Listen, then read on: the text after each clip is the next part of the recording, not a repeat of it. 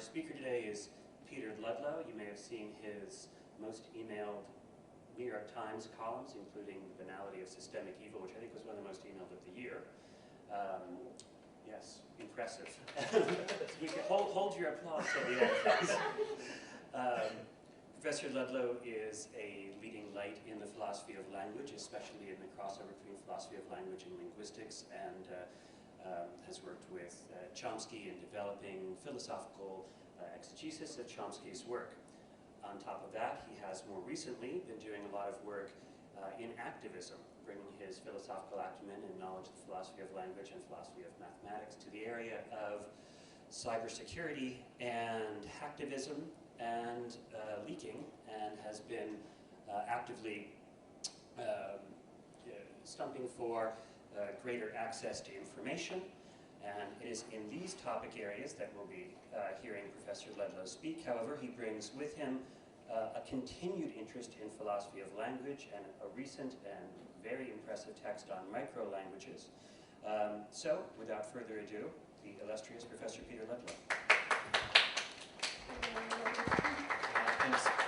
You forgot to talk about our deep history together. Right.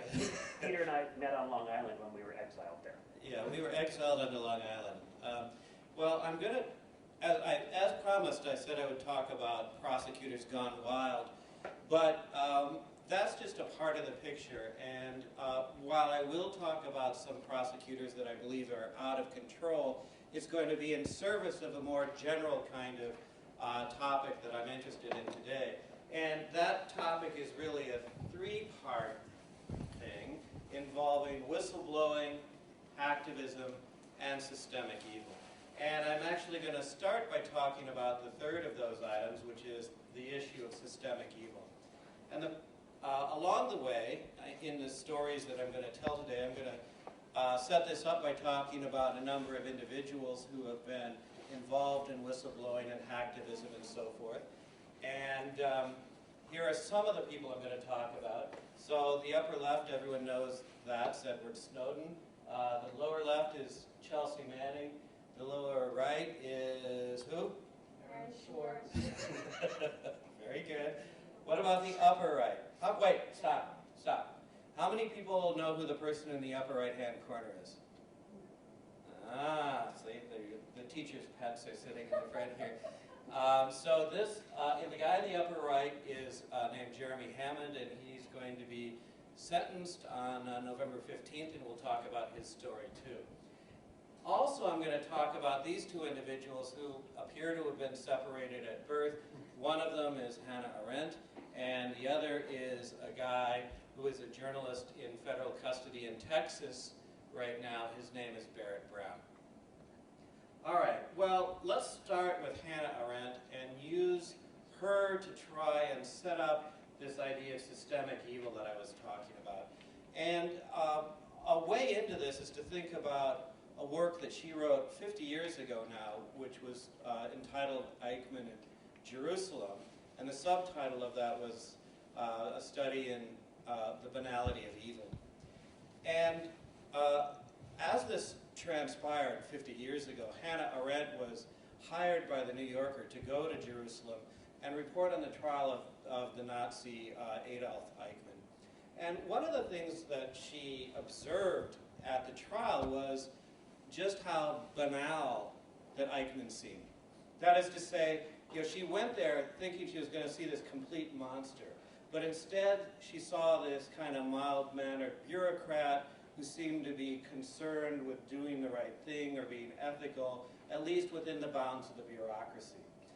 And her observation was, her claim was, and mind you it is contentious, but her observation was that oftentimes evil does not present itself like these kind of cartoonish villains that we see on TV or in movies, but it's a sort of buttoned-down individual who is actually going by a particular code of ethics, but a code of ethics within a bureaucracy.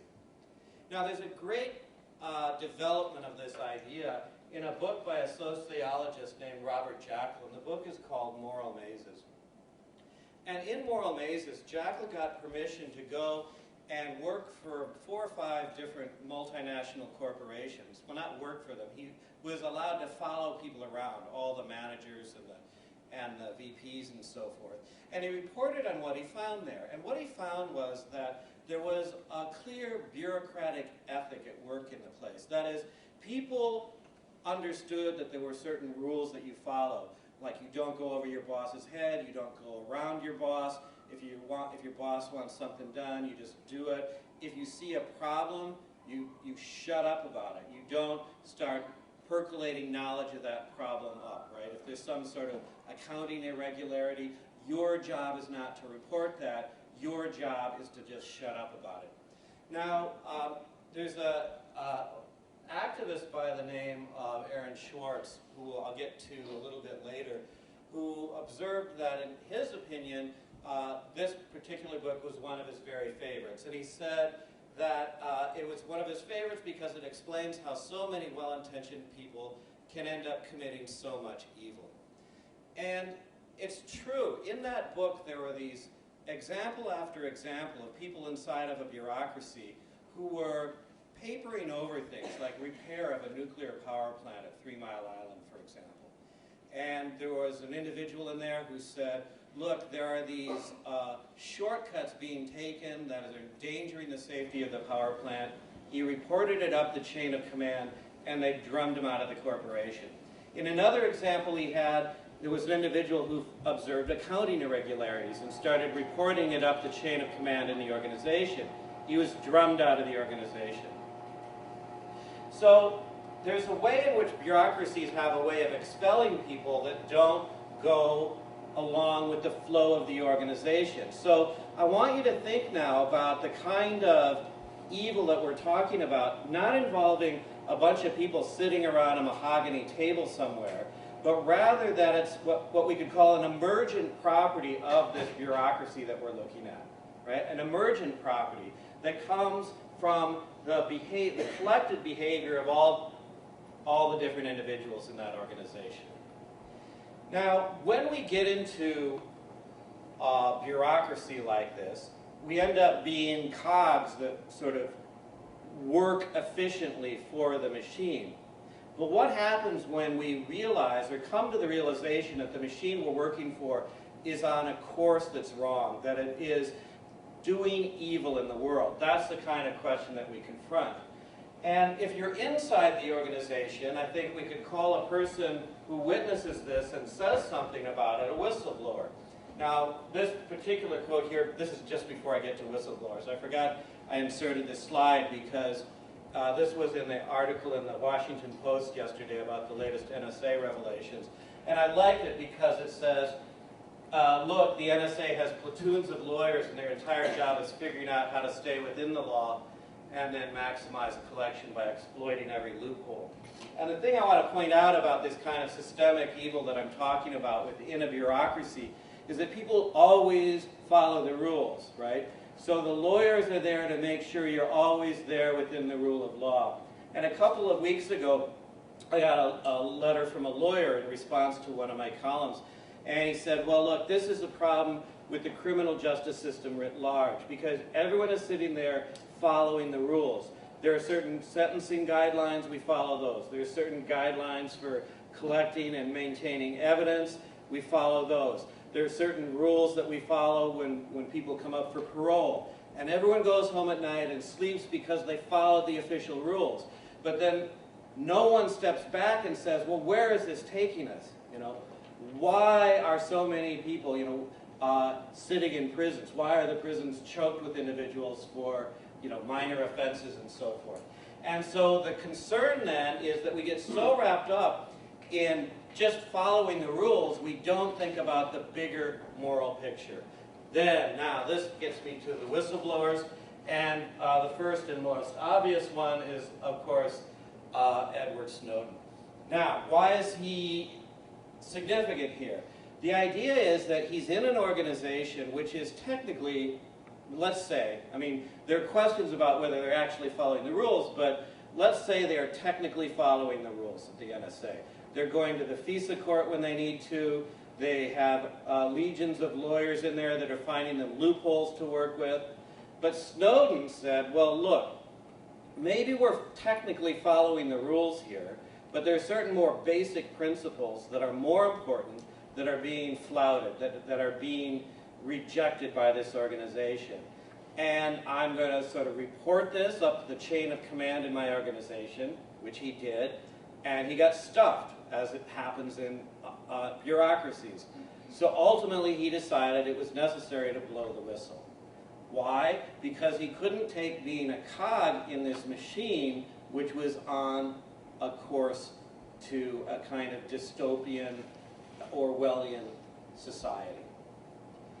Another recent example of a whistleblower in this sense is Chelsea Manning, who, if you read Chelsea's statement from the trial, she says, she has many specific examples, but one of them involved a case where the Iraqi federal police were telling them to shut down certain publishing operations in Baghdad. And they said, well, they're terrorist organizations.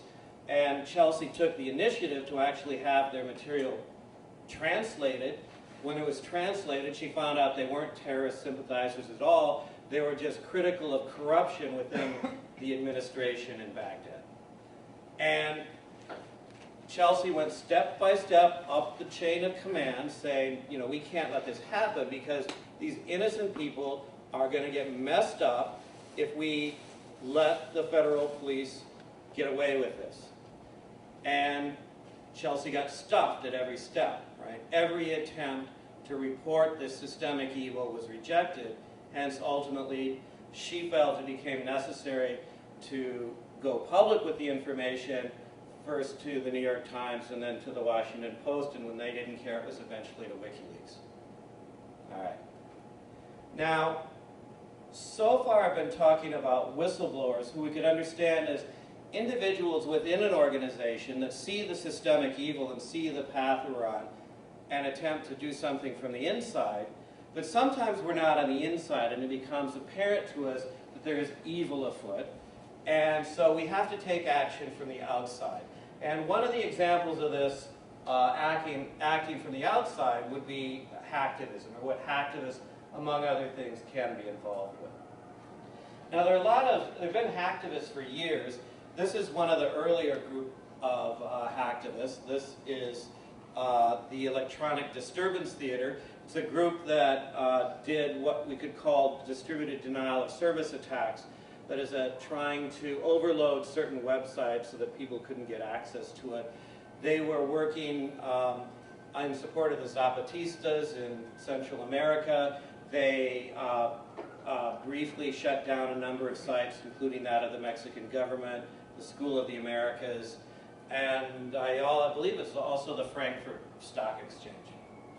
Now, they were a certain kind of hacktivist, and what they were doing was the equivalent of an internet sit-in on these websites. But there are other kinds of actions you can take, and one of them would be to, well, penetrate a website and see what's going on inside there. And some members, not all, but some members of Anonymous do get involved in this.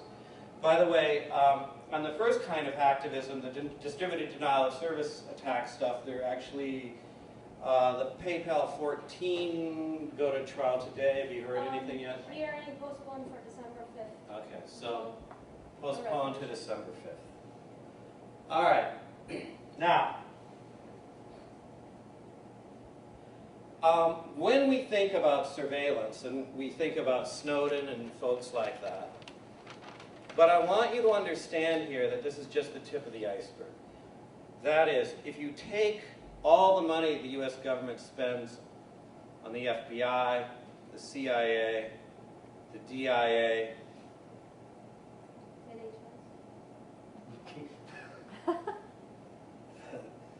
I'm running on my alphabet. Oh, the NSA. Did I forget the NSA? Okay. All of those different organizations, they only constitute 30% of the money that the United States spends on intelligence gathering. That is, 70% of it is outsourced. So there is, when we think about these intelligence organizations, it's a tip of the iceberg. I mean, really just the tip of the iceberg. And I say only 70%, well, I say only 30% of the U.S. intelligence budget goes to these organizations, and 70% goes to private intel groups. But then corporations are also funding these private intel groups as well, as we'll see. So anyone who's concerned with surveillance needs to have the whole picture. And that whole picture is going to include more stuff than just what the CIA and the NSA are up to. And some of the hacktivists have decided, well, they've been able to get into some of these private intel groups and shed some light on what's going on in there. And I don't think that's by design. I just think that the NSA, et cetera, are much harder targets. One of the groups is went by the name of LowSec, but their first and most interesting and probably most important hack was done when they went by the name of Internet Feds. And they conducted this attack on an organization that was known as HPGary. And the president of HBGary, or the head of HBGary, a guy by the name of Arendt, came under their scrutiny because he had broadcast that he had information on the leadership of Anonymous. So they decided to penetrate his organization and find out what was going on. And they came, I forget the exact number of emails that they got. Is it 35,000, 25,000, something? Yeah, so they get something like 25,000 plus emails that they got when they went in there. Now, initially, when they went in to hack HBGary, the idea was just to humiliate HBGary and the leader, Aaron Barr. So the initial idea was to just wipe out their servers and remotely wipe Aaron Barr's iPad. All right. Now, what happens then with all those emails? And they might have just sat there, ignored, or people might have just dumped them. But they came under the interest of a reporter in Texas by the name of Barrett Brown. And Barrett Brown had a organization, a journalistic group. Is he here? No, not there yet. He had a group called Project PM, which is a number of individuals that worked with him. And they would crowdsource the analysis of data dumps that you would get from these hacks. So let's say there's a dozen, 15 individuals that are working in Project PM. Barrett brought this information to the attention of his editorial staff in Project PM, and they began to analyze the information in there. Now, I don't want to talk about that guy just yet. So let me say a little bit about these hacks that they dug up here. First of all, with the HPGary hack, you might say, well, okay, so they went in there, what did they find? One of the things they found was a kind of weird relationship between the Justice Department and these private intelligence companies. So this is the first thing that jumps out at them. And in particular, if you give me a second, I think my slides are messed up. I want to see, I thought I had slides on this stuff. Sorry, you got a preview there. Stop me. Let's stay with the Project PM.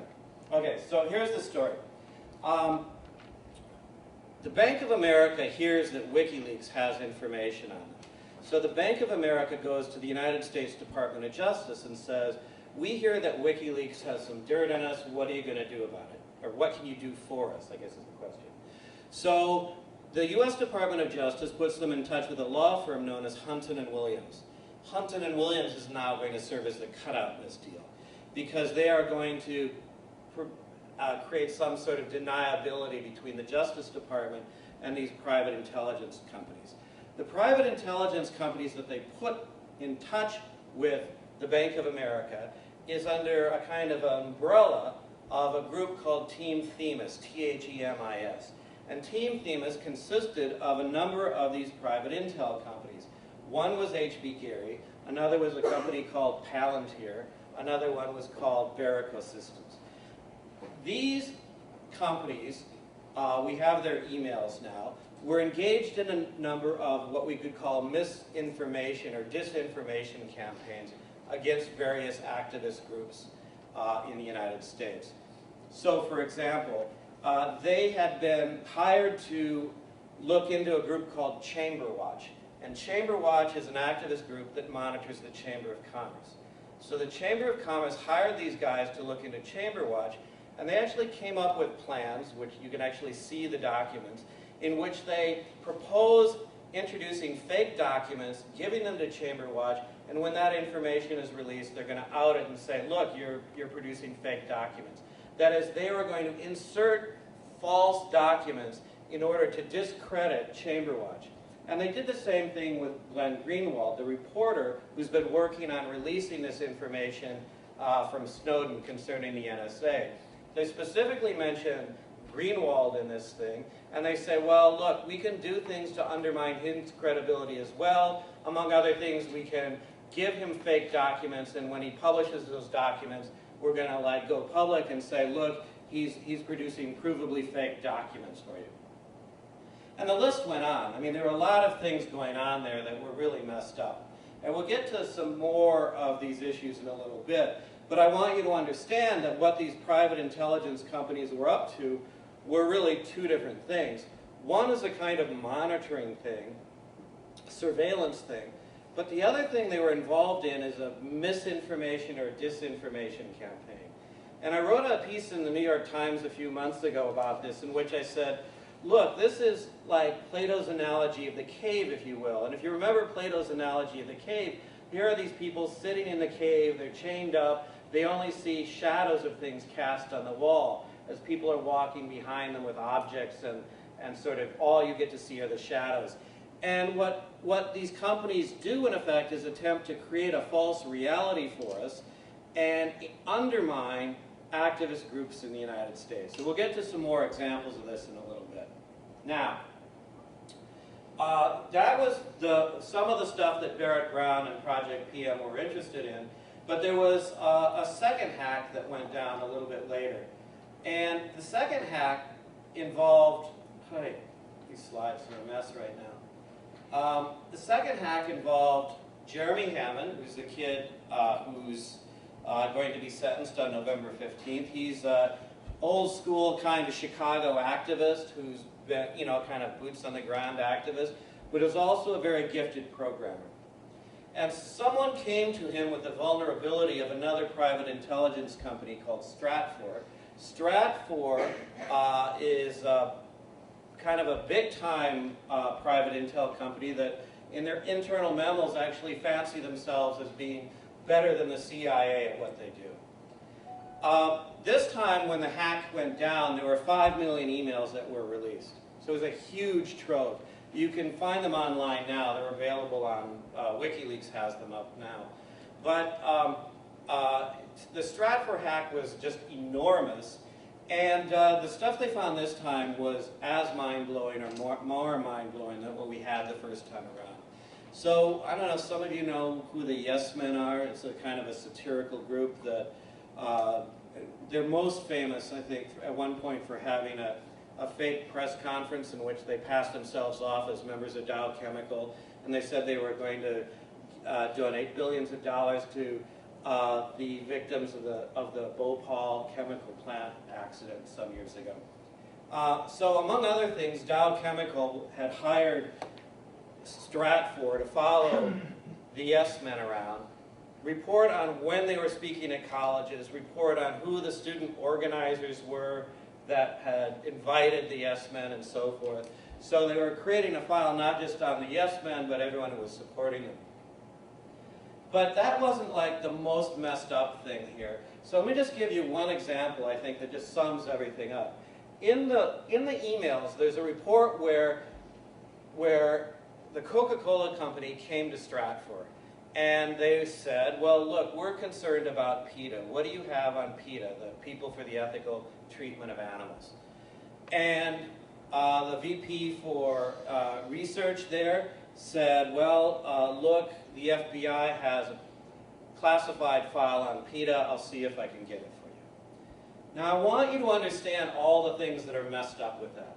First of all, why is Coca-Cola concerned about PETA? And why do they think it's necessary to approach a private intel company for information about PETA? Second of all, why does the FBI have a classified file on PETA? Thirdly, why does this guy at Stratfor know the FBI has a classified file on PETA? And fourth, why does he think he can get it for them, right?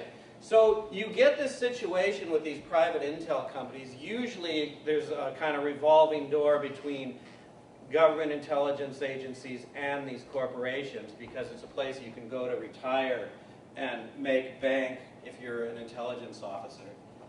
The people go in with their security clearances, often intact, and it almost seems, in cases like this, that the FBI ends up having to be a kind of servant to the private intelligence companies. That is, there's almost a reversal of roles. The FBI is doing the dirty work for the private intel companies. Now, I don't know if people in the FBI feel this way, and people in this room may be in a better position to know than I am. But there are some weirdnesses about this whole business with Jeremy Hammond and the Stratfor Hack. And now we're getting into the business a little bit about the story of prosecutors out of control. Because I want to tell you a bit about what's happened with Jeremy Hammond and with Barrett Brown, who is the guy that was reporting on all this. In particular, one of the things that really blew my mind when Barrett Brown began reporting on this stuff, and this included the HBGary stuff, was that he reported on one of these private intelligence companies called Endgame Systems. Has anyone here heard of Endgame Systems before? Right. So unless you're on the inside, you don't know. And in fact, Endgame Systems in the emails that were hacked said, we don't ever want to see our names in a press release, ever. Shut up about us. Endgame Systems is a corporation in Atlanta, Georgia, that does zero-day exploits. Now, what are those? Zero-day exploit, so let's take a 7-day exploit. A 7-day exploit is a software exploit that, let's say the software company has had 7 days to figure out how to fix it. So let's say somebody hacks Microsoft and Bill Gates knows, and he's had 7 days to put a security team on fixing the exploit. A zero-day exploit is one that the software company has no knowledge of. Endgame Systems is a company that finds and sells software exploits to the highest bidder. Now, it's run by a guy who's former CIA and another one who's IBM Security. And they have a subscription. You subscribe to their service for $2.5 million a year. You get access to their exploits. Now, you don't have to believe me, or you don't have to go to some lefty blog to see this stuff. Business Week ran an article on this, right? And Business Week said they bring you into a room, they pull up maps of different cities, maps of like airports, they show you what computers and what software is running there, and they tell you if their package can target those different software things. Now, who are they selling it to? I mean, I don't know. They might be selling it, suppose they're just selling it within the United States. I doubt that's true. But what are the chances that it just sort of stays in the United States when you're selling something for $2.5 million? All right. Now, some people believe that when Barrett Brown started digging into Endgame Systems is when the hammer really dropped on him. And it did drop on him. But the whole thing officially was precipitated when a guy within LowSec became a federal informant a couple months after some of these major hacks. And he became an informant and was involved in a way with the Stratfor Hack, in that he was involved in introducing Jeremy Hammond to the software vulnerability. The FBI owned the servers on which the Stratfor Hack was downloaded, And so the FBI monitored that whole operation. Now, I don't really know what happens next. So the FBI has the informant who's monitoring the whole thing. The FBI owns the servers in which this stuff is being downloaded. And the next thing you know, it ends up on the internet. And there are various tinfoil hat theories about why this happened. One is that maybe someone in the FBI thought, this company is corrupt, Stratfor, I can't take it down in any official channel. I'm going to use these guys, I'm going to use this to take it down through the back door.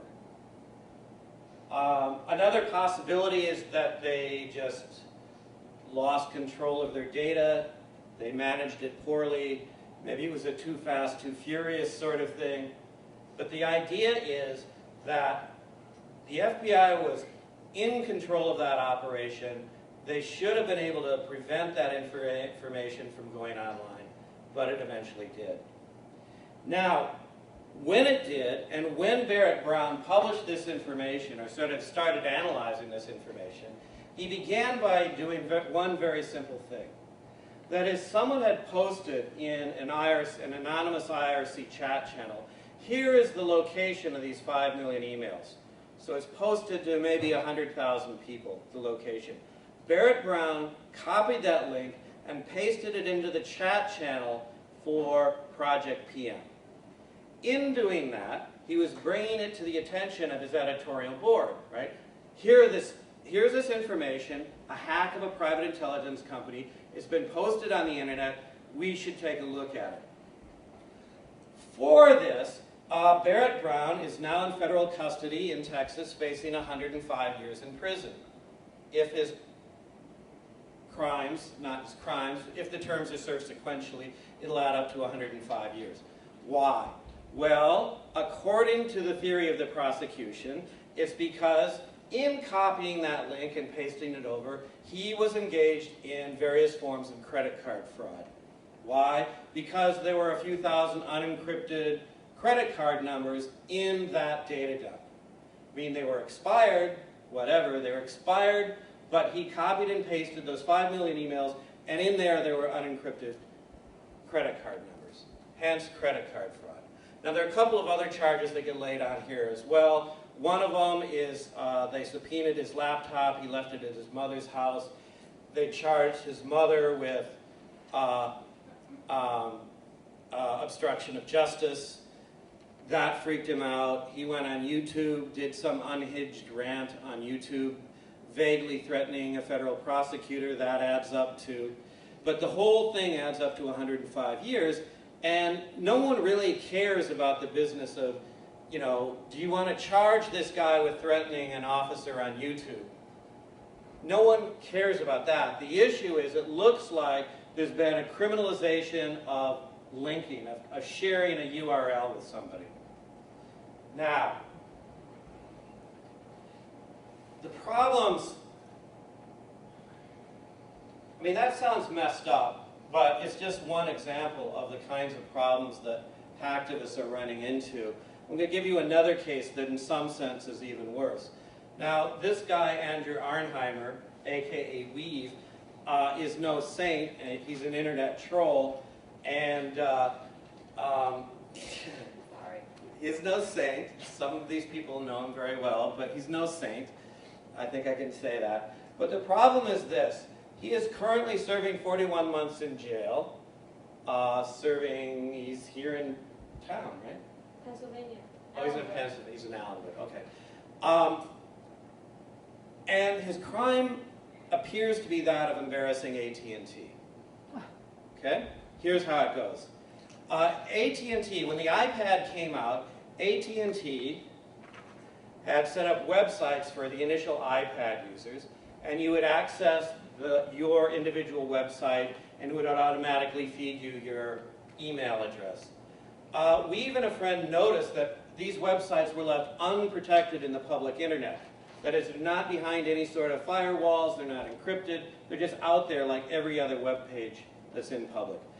And so if you walked through sequentially a series of URL addresses, and they just change by one digit as you go through them, you could harvest the email addresses of all the initial iPad users, which included then Obama, Rahm Emanuel, and our mayor was also in there.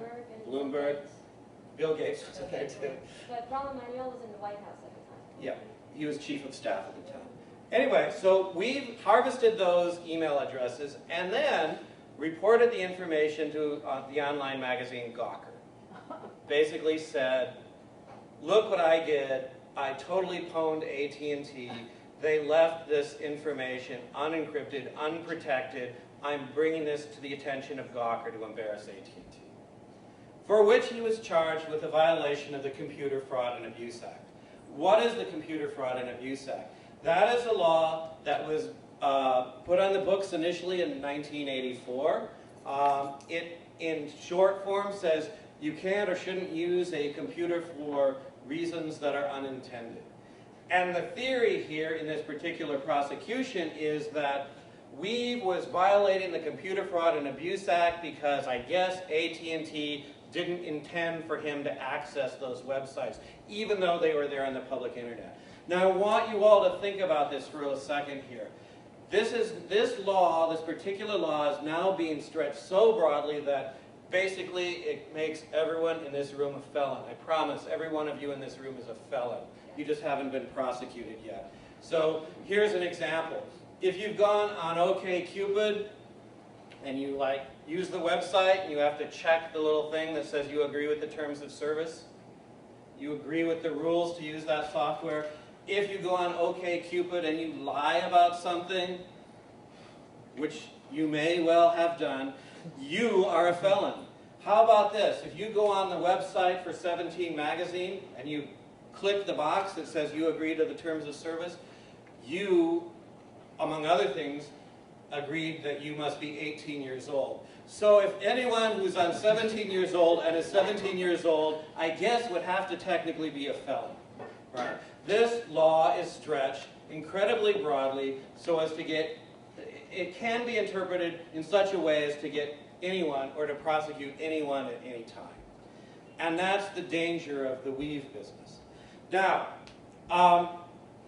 Weave is not the only such case. So I want to talk about another case. I mentioned Arendt Schwartz in the beginning, and he ran afoul of the Computer Fraud and Abuse Act just a year ago. Arendt Schwartz, for those of you who don't know, is one of the true bright lights of our time. I mean, he was one of these pure geniuses.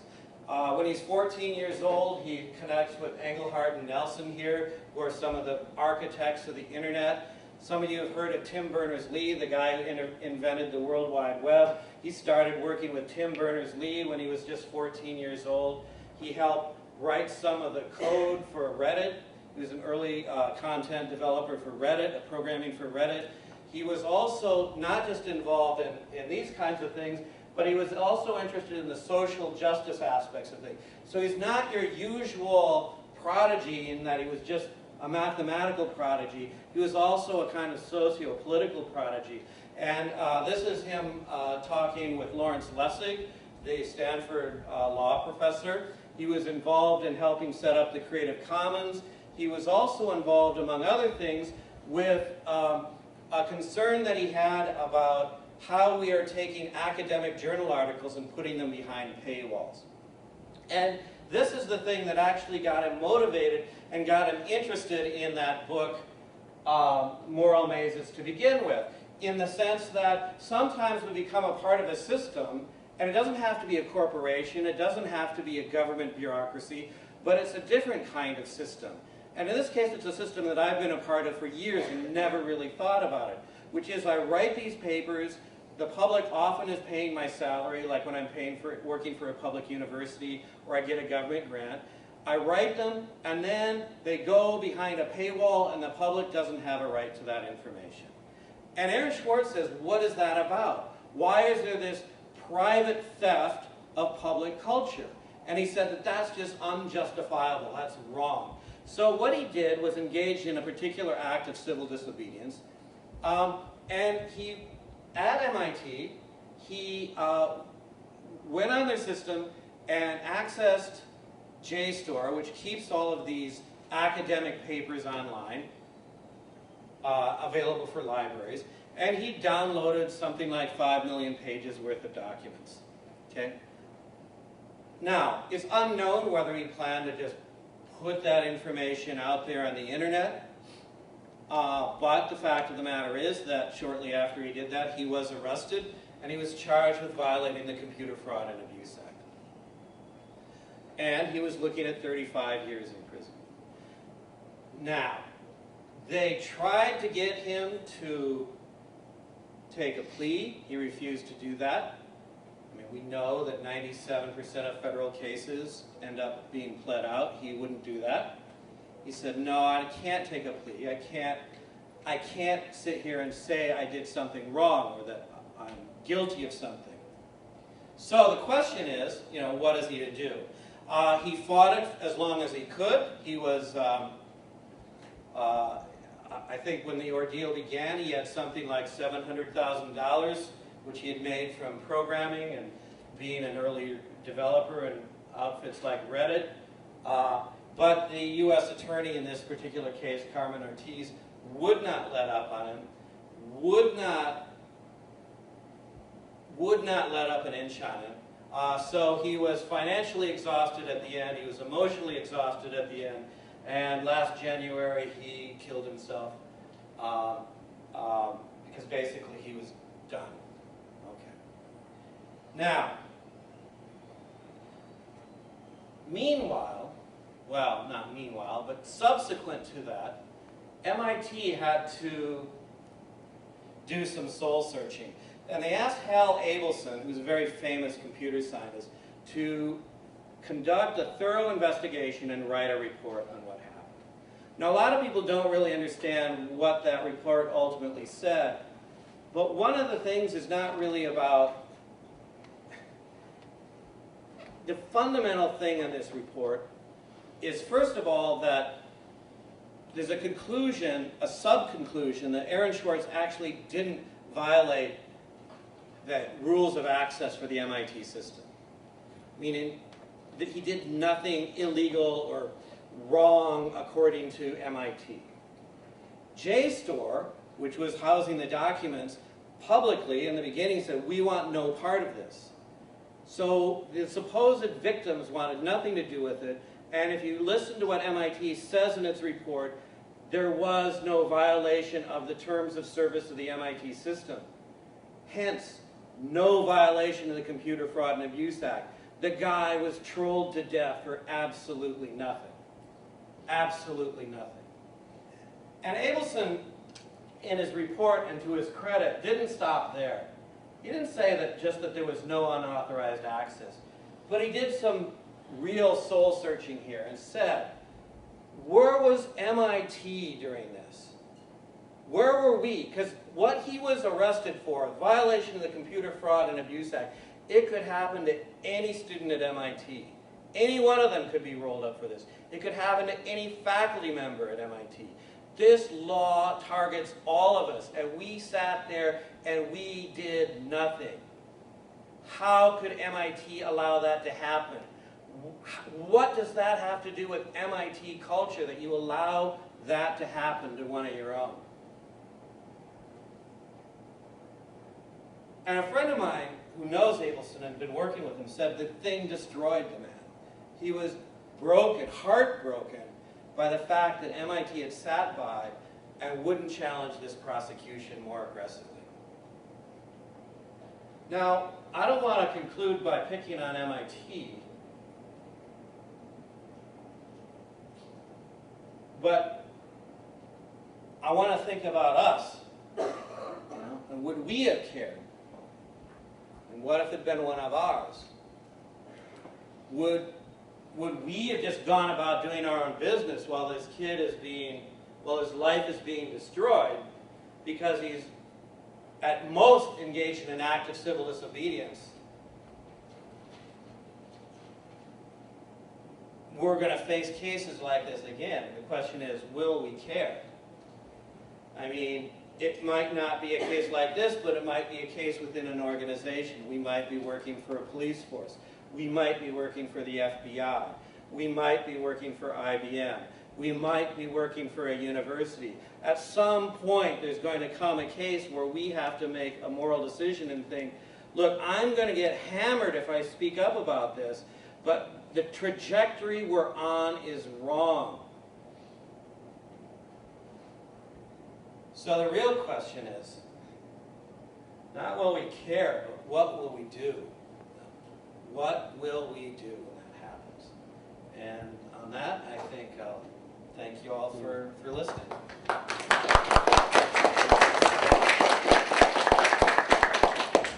So we have about 10 minutes for questions. Enrique? Hi, thank you very much. I'll keep it brief. I have a couple of comments to make. One is about what you call this weird relationship between corporations and government spy agencies, right? And as we all know, this is nothing new, right? U.S. government spy agencies have been conniving with private corporations, telecommunications firms, and information firms for decades, right? For example, ITT connived with the CIA, right, to help overthrow the government of the democratically elected president, Salvador Allende in Chile in the early 1970s, right? So this weird relationship, right, is not new. The NSA, as we all know, has been recording all international telephone calls that originate outside the United States, right? And I think that part of this is, who is responsible ultimately, right, has been, the American public, the American voter, right, who becomes complacent and says, well, they're not recording my telephone calls that I make to Mexico, but, who cares? And I think that sort of like mission crept in, right, where we have for decades allowed this to happen without, right, anyone saying anything, right? My other concern is what I call the real crisis of American journalism, right? And this is the abandonment of the search of objectivity in the news, right? Of being an honest broker when you are relating the facts, right?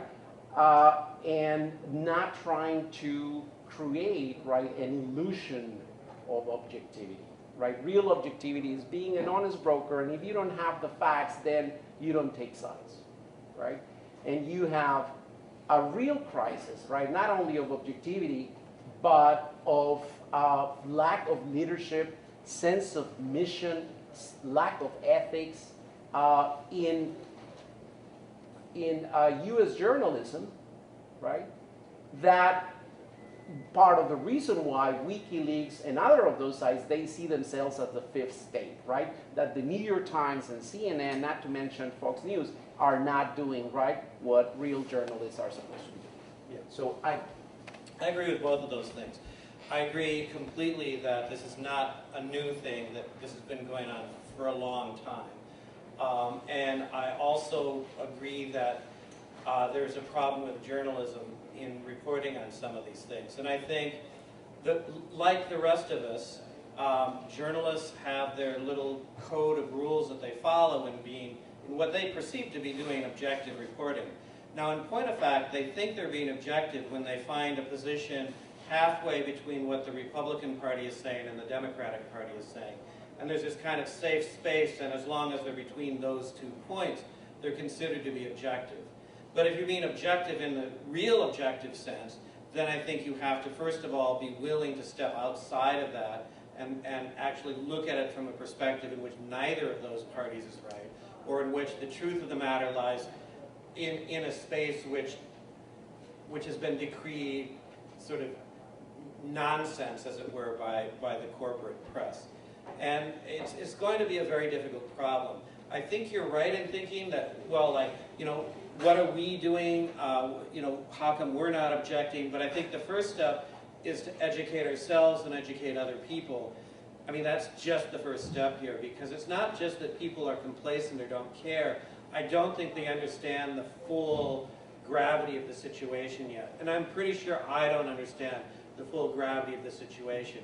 And that's why these whistleblowers and hacktivists are so important to us, because they're giving us the information that is allowing us to finally understand just how bad the situation is in. Yes, James.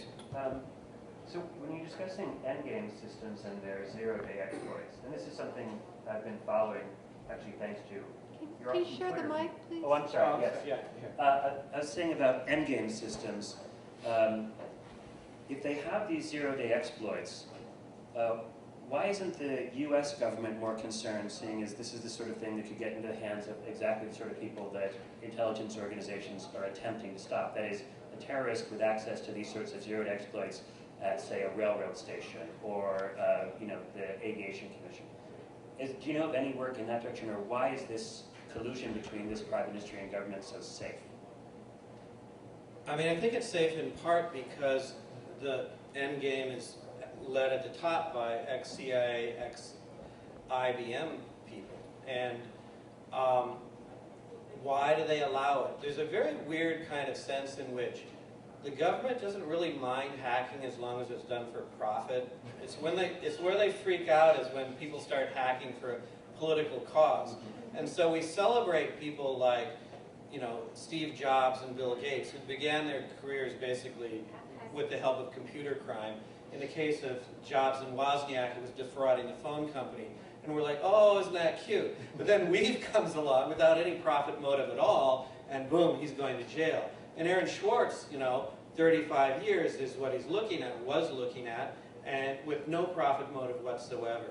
And that's very weird. So it's sort of like, as long as they see you trying to make millions of dollars, they figure, oh, you must be one of us or something.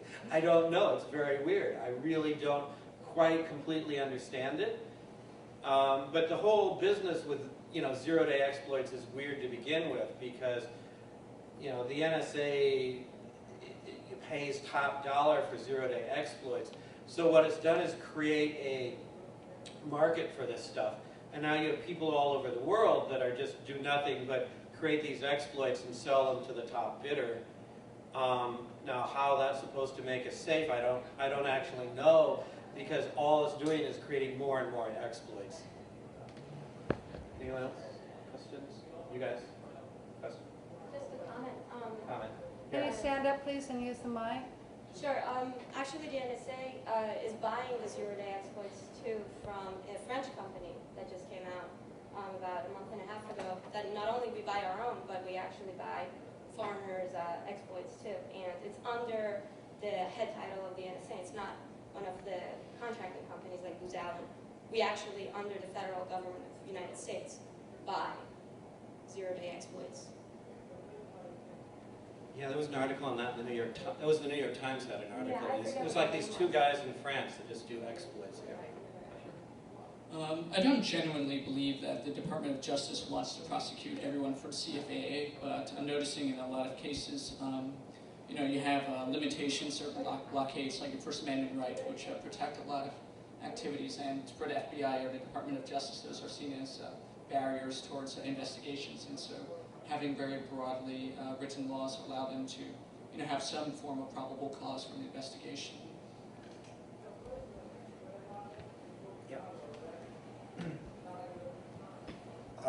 Well, I think first of all, I think it's kind of hard to disagree with the points you make, and certainly I don't. In fact, I'm Chilean, and I suffered, you know, the consequences of 17-year dictatorship as a result of the coup in Chile.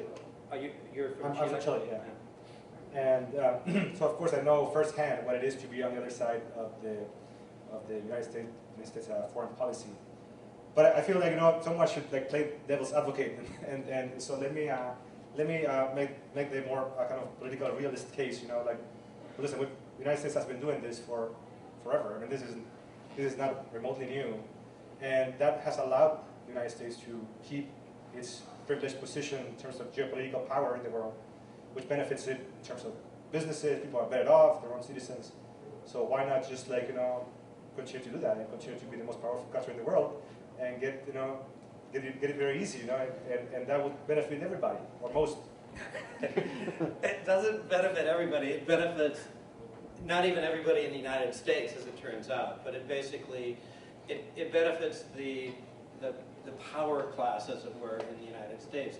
And for sure, I'm benefiting from that, and I'm teaching at a university. Probably most of us are, right? Most of us here are probably benefiting from it to some degree or other. But if I go to Chicago, for example, where I live, and then up in Evanston, where my university is, everybody's benefiting. But if I go to the south side of Chicago, nobody's benefiting. And then if you go around the world, of course, obviously, these are the people that are on the wrong end of American power. And now you have to make this decision. And this is one of these decision points that you have to raise, which is, you could say, well, it's working for me, but that's not entirely it's not a very moral position to take, right?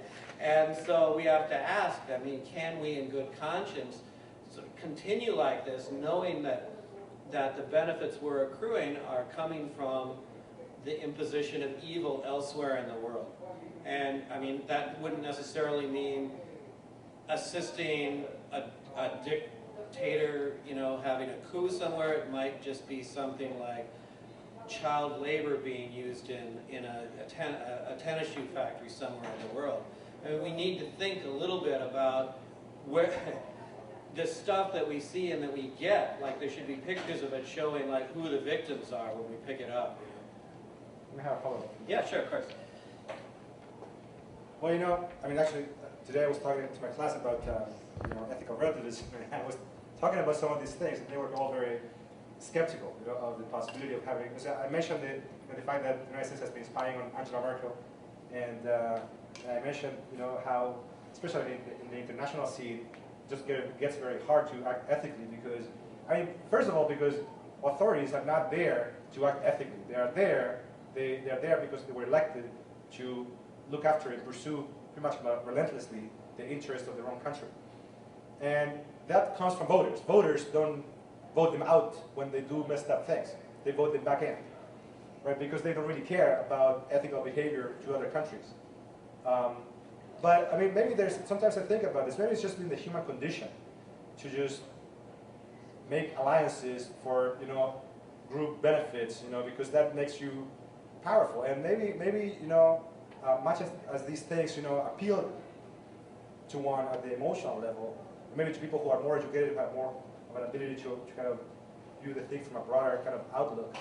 I think maybe in the end, we're just like, pretty miserable creatures, and we're just like. Can I make a comment on that? Sure, yeah, okay. I feel like Phil Donahue here.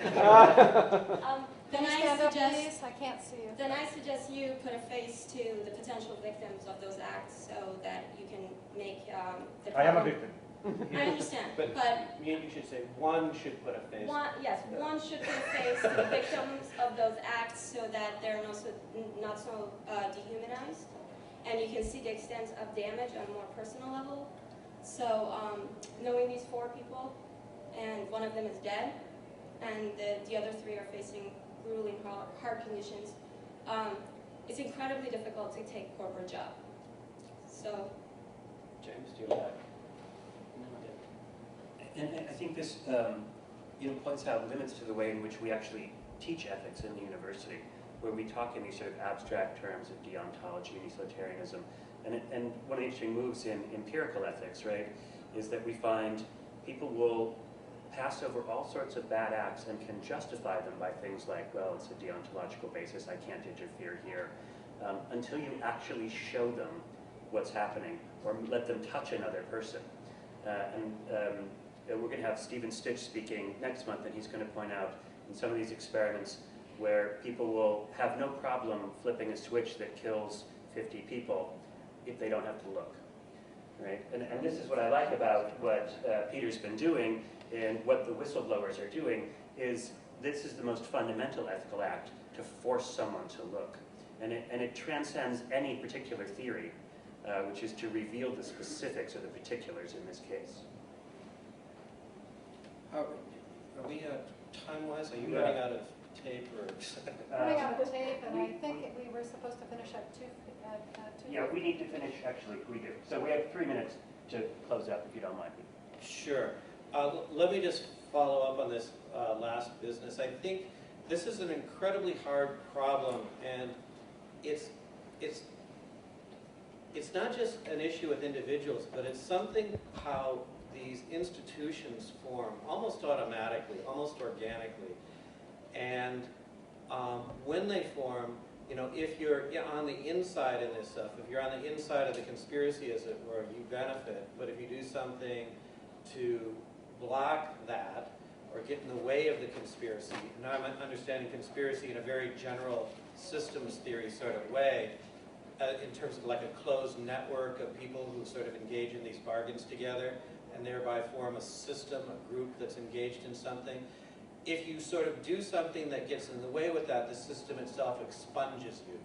And I think what we're going to have to do is combine our growing understanding of systems theory and network theory with our ethical theory and understand how we can fix systems, because we don't know how to fix systems. All we know how to do is help an individual or speak out, but that doesn't fix anything, you know. And so ultimately, your question, I think, is dead on, and I think it's like going to be a really, really hard but interesting problem to deal with. Thank you.